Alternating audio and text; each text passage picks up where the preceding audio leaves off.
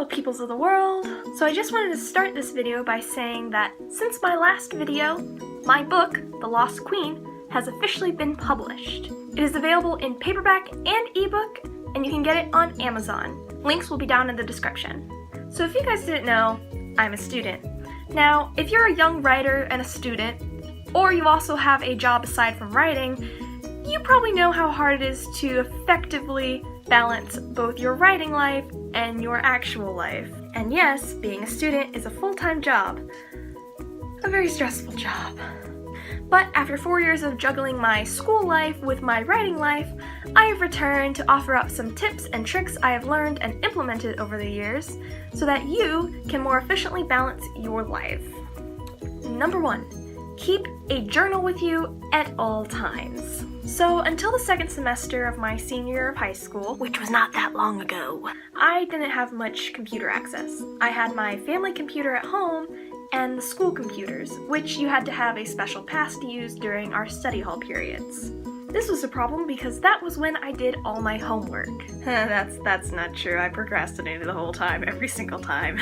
The other problem was none of my teachers would give me a pass to go use the computers because I wasn't working on their subject, I was working on my books. Because of my lack of access, I discovered the power of the journal. So my mom gave me this one for Christmas my freshman year of high school, and I have gotten a new one every Christmas since. So now I always keep one in my backpack or my purse so that if I ever get an idea, I can just write it down. Then when I get home, I can transfer what I wrote in my journal into my computer document. I suggest these small little journals because they fit perfectly well in pockets and purses. You could also use a little something called an iPhone. This is an iPod, but you get the gist.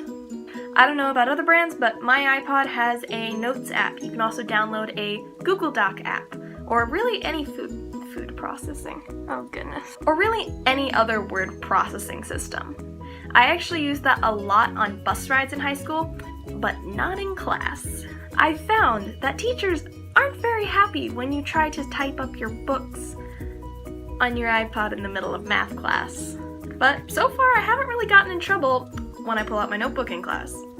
So yeah, journals are really helpful.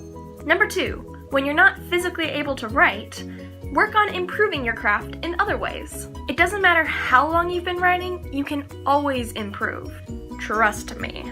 So when you can't write, I suggest reading articles or blogs about writing. Listen to podcasts and watch videos about writing. You're already one step ahead. I highly recommend Brandon Sanderson's creative writing lectures and the Overly Sarcastic Productions channel's Trope Talk series. And guess what? They're both on YouTube. You can watch them at lunch, between classes, or during any free time your teachers give you in class. Just don't watch them during class. Your teachers will not appreciate it. Number 3, manage your time. This is probably one of the most important skills you can learn in writing and in life. A lot of people I know who want to write always end up saying to me, "Oh, I just don't have enough time to write." Do you think I have time to write? I've got school 5 days a week, I do homework, I do clubs. Now, I definitely don't have as many extracurricular activities as other people, but if you still have time to binge watch all of those Netflix shows, you have time to write. If you have 5 minutes, don't absentmindedly click that YouTube video. Instead, just pull out your notebook and start writing. I told you it was useful. Or instead of binge watching 7 episodes of your favorite Netflix show, watch 1 or 2 and then start typing up your next written work. We all have the same 24 hours in a day. It's just a matter of how you spend it. Number 4, set an achievable goal for yourself. So every November, a lot of my writer friends participate in something called National Novel Writing Month. During NaNoWriMo, you have to write 1,667 words every day, 30 days in a row.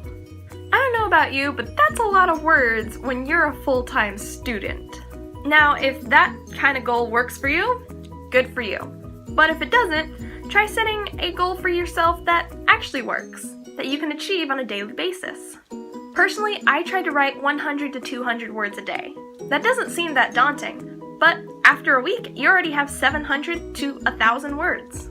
Small goals like that can help you inch your way to completing your project, even if you don't have that much time. And number 5, stay in school. But Lindy, you might say, why should I stay in school to become a writer? Math, science, and history doesn't affect how I am as a writer. And to you, I would say, wrong. These classes may not directly affect your writing, but they are helping you become a well-rounded, mature adult. That directly affects how, what, and why you write. And you never know when you need to use those random subjects to expand on different parts of your novel. Trust me, I had to use calculus the other day in a book that I never thought I'd use calculus in. And you never know when you're going to use those subjects to expand on greater things in your work. So be sure to stay in school to expand both your mind and the quality of your writing. Well, I hope you guys found those tips at least somewhat helpful. If you have any requests for future videos or tips and tricks that you use in writing, please put those down in the comments below. Please be sure to subscribe, follow me on Facebook, and share this with all your writing buddies. And be sure to check out my novel, The Lost Queen. Once again, the link is in the description. Well, that's all I have for you today, guys. Happy writing, and Happy New Year!